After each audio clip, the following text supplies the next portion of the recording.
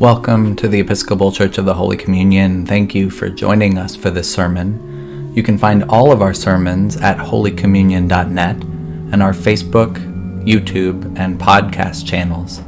Consider hitting like or subscribe. Consider sharing this sermon with others. It helps us to reach more people like you.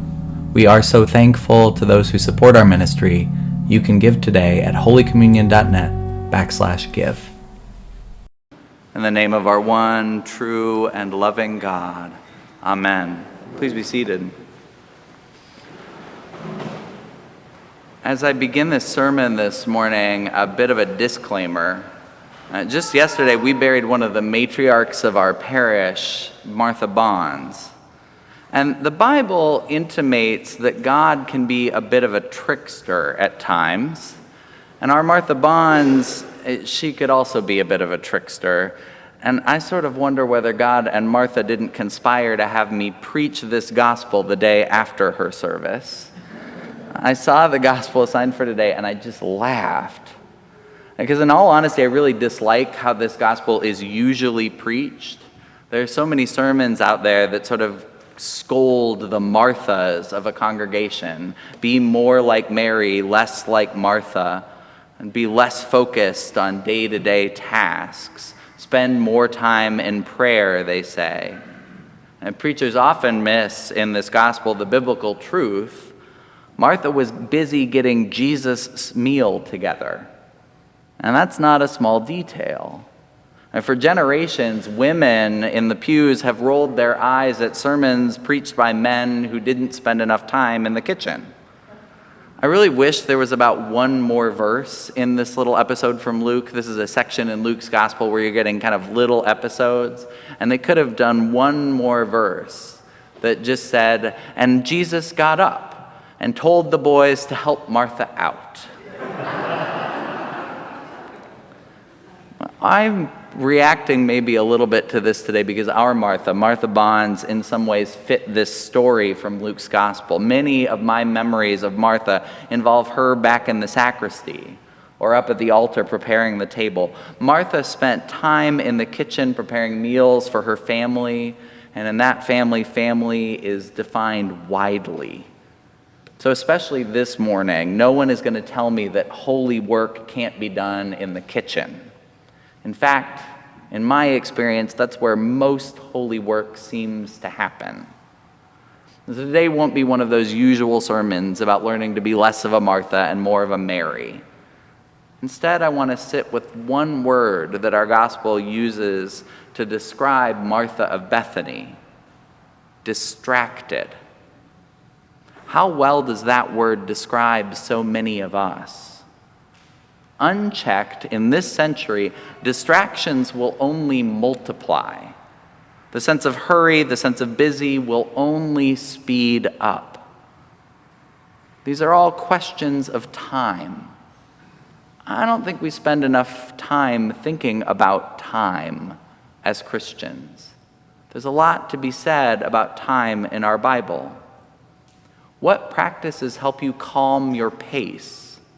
Where do you find your center? What are you doing to slow down? I've been spending some time lately with the work of a Scottish theologian named John Swinton. He's a Presbyterian, but we'll forgive him that because he specializes in the theology of disability. And I've been reading the theology of disability because we as a congregation have been slowed down in this work. Before the pandemic, we were getting ready to open a third Sunday service specifically for folks in the neurodiversity spectrum and folks with disability. And the pandemic has slowed that work way down. And maybe that slowdown was a good thing. In his book, Becoming Friends with Time, Disability, Timefulness, and Gentle Discipleship, John Swinton argues that our 21st century emphases on speed and efficiency are part of the problem around welcoming people with disabilities. Think about all the problematic language around neurodiversity that is focused on speed, on time. People whose brains work differently have often been called slow, or other iterations of that word. And the language is problematic. And Swinton encouraged us to ask instead whether the surrounding society has become too fast. He points to the work of a Japanese theologian, Kosuke Koyama, who wrote about a 3-mile-an-hour God. A 3-mile-an-hour God. And Koyama points out that the average speed at which a human being walks is 3 miles an hour. And God became incarnate at a time when most people walked everywhere. Jesus walked almost everywhere, and Jesus walked slowly. Listen to these words from John Swinton. Love has a speed. We may choose to stigmatize, alienate, downgrade, and exclude people for taking up too much of our time, for being slow in pace, speech, wit, or intellect. But in the face of the 3-mile-an-hour God, such ways of being in our world become revelatory of what it means to love and be fully human. The love of God is inexorably slow. Jesus walked slowly. Love takes time. I know that my own life is often too fast. I definitely try and move faster than 3 miles an hour on most days. I find myself frustrated with somebody in the grocery store, or God forbid, on the highway when they're taking up too much time. We live in a world that prioritizes moving fast. In such a world, people who have to move at a different pace can help us to learn to slow down. If we choose to take the time to recognize the gift of friendship with someone for whom movement or speech or thought moves differently, and that relationship can help us reprioritize. Speed at church is a particular sort of question. I have at times prided myself on the efficiency of our worship. Think about that, efficiency of worship. Poor Mary Chapman can tell you I often tease her about the length of an anthem from the choir. Yeah.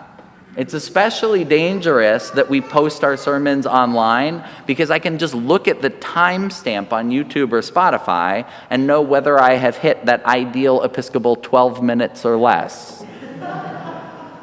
I'm not going to hit it today. It's funny how ingrained this ideal about ideal sermon time has become for us among clergy. I wonder if ideal times for other things in other workplaces are similarly timed. But the early reformers of our tradition at the Reformation, they didn't say anything about how many minutes a sermon should last. Possibly because back then, no one had watches with minute hands. The technology to measure minutes didn't exist for about 100 years or so after Luther and Calvin and Cranmer. This idea of minutes is new. Literally no one was counting minutes back then. Still, I've heard stories about an old church warden who used to sit with a newspaper folded in the pew and a stopwatch. And this story is an old one. I've heard it from priests who started their ministry like 30, 40 years ago, and many of them told it from generations before them. And they talk about this warden who supposedly, if the sermon went over 12 minutes, would just unfold the big Sunday newspaper and start reading. Marva Dawn would have told that warden to calm down. Dawn was a professor of worship in Canada, and she would have told me to worry less about sermon and anthem length as well. And Marva Dawn described worship, get this, as a royal waste of time. A royal waste of time. It's funny for a church leader to describe it that way, but she chose the words intentionally. First, she said royal. And Dawn tells us that worship is not for us. It isn't. Worship is about God. We need to remember that worship is for God, so we don't get self-centered and ask, what am I getting out of this? And Dawn also says she chose the word waste purposefully. We waste our time with God here. We don't try to get something out of worship. It's a waste, not something productive. That sounds tricky, but if you think about it, I know at least for me, some of the best time I ever have spent has been wasted. It's when I have wasted time with friends, hiking or fishing, or just hanging out in my parents' kitchen. We could all do with wasting a bit more of our time that way. And wasting time is great if you've got good company. So why not waste time with God? Just spend time receiving God's grace, God's love. In all honesty, I know that some folks are probably listening to the sermon while driving or vacuuming or on a walk with the dog. Hopefully somebody is listening while out hiking or watching the sermon in a tent while camping. The reality of the pandemic means that our habits for worship have been totally scrambled. We can worship wherever we are, and there's something beautiful about that. And don't get me wrong, I love that I can spend a moment with God even while I listen to a colleague's sermon doing laps in the pool. But if you haven't been in church for a while, or if you're here and it's your first time in the church building in a bit, I want to encourage you to feel what this is like, what makes it different about being in person. Waste time in church. There's something about turning your phone off when you enter the building, smelling the beeswax of the candles, seeing the smiles on the faces of parishioners, receiving the bread and wine made holy. You don't get any extra points with God for being here. There's nothing tangible we receive in this building, intangible religious benefits, as the IRS has us put it on giving statements. That's all we get. But something happens when we engage in the royal waste of time. This hour or so we spend in church, it has the capacity to slow us down. It's one of many practices that can slow us down, and perhaps slow us down enough that the 3-mile-an-hour God has a chance of catching up. Spiritual practices often are about helping us slow down so that we can remember who is supposed to follow whom. I know many of us at times might respond, Mike, how can you preach about slowing down when there's so much to do? There are so many major issues of injustice. We need to be busy about doing God's work in the world. Evil isn't slowing down. How can we? So here's the trick. I really think most of what we face as a society can only be faced slowly. The kind of justice we most need won't come because we spent an hour composing a perfect op-ed, or worse, the perfect tweet. One well-executed protest, one perfectly written sign won't cut it. The kind of justice we seek can only be built over years. The justice of God, like the love of God, moves slowly. God's justice is the slow, patient work of relationship building. God's justice leaves no one out. And the kind of justice we desire can only be built by unlikely allies spending hours over kitchen tables. There's that holy work in the kitchen again. Holy work happens in the kitchen.